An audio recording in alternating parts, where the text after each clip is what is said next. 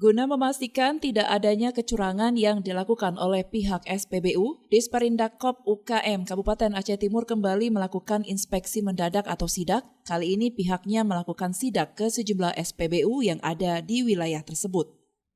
Adapun untuk mengetahui benar atau tidaknya tera dari SPBU, petugas metrologi mengecek segel dan mengukur kadar minyak, apakah minus atau plus. Hal itu ditandai dengan kode yang tertera di segel. PLT Kadis Perindakop UKM Aceh Timur, Muhammad Khairul Radi, menjelaskan bahwa kegiatan ini berdasarkan amanah dari Direktur Metrologi Perdagangan untuk melakukan pengawasan ke SPBU. Hal itu juga sesuai dengan surat nomor 0705 tahun 2023 untuk jalur mudik semua SPBU untuk dilakukan pengawasan. Namun dari hasil sidaknya ditemukan hanya satu SPBU yang sudah 4 tahun tidak pernah melakukan tera ulang.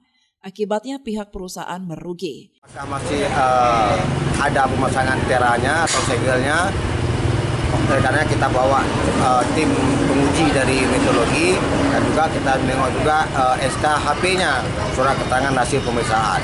Dan alhamdulillah semuanya bagus dan bukan tera.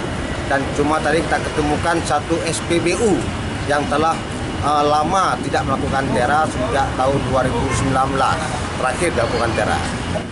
Alhamdulillah tidak merugikan masyarakat, malah merugikan perusahaan itu sendiri. Sementara itu Kepala UPT Metrologi Aceh Timur Rahmawati menyebutkan jika tera ulang wajib dilakukan oleh pihak SPBU setiap tahunnya guna memastikan tidak terjadinya kerugian terhadap masyarakat dan kerugian perusahaan.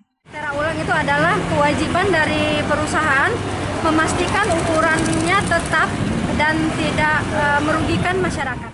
Dalam sidak ini pemirsa, unsur TNI Polri baik dari kalangan BAIS dan Polres Aceh Timur ikut memantau jalannya pengawasan atau sidak yang dilakukan oleh pihak berwenang. Dari Aceh Timur, Romi Syaputra melaporkan untuk Puja TV Aceh.